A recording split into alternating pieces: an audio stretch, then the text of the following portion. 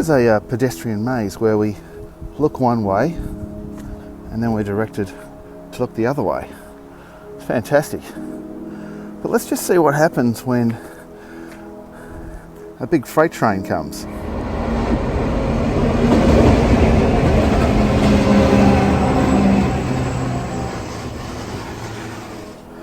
Makes you really grateful that there is a pedestrian maze here to check both ways. But these things here, these tactile ground surface indicators, I think that they may have come to the end of their life. And oh God, look at that. That's just no adhesion underneath.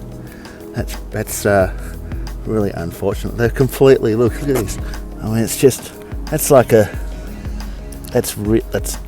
whole material has cupped through UV, through ultraviolet light. It's just totally degraded the material.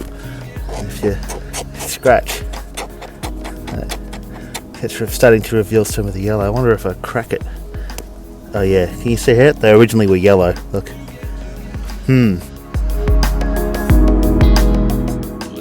Are these TGSIs part of a maintenance regime? I mean, let's have a look at these ones here. Oh my God, that is phenomenal. My whole hand can fit underneath that.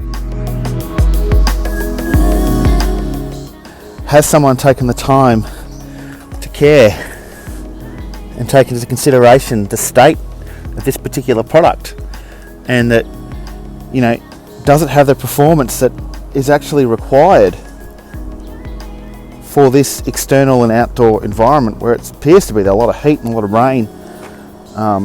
Yeah, look, something's going on.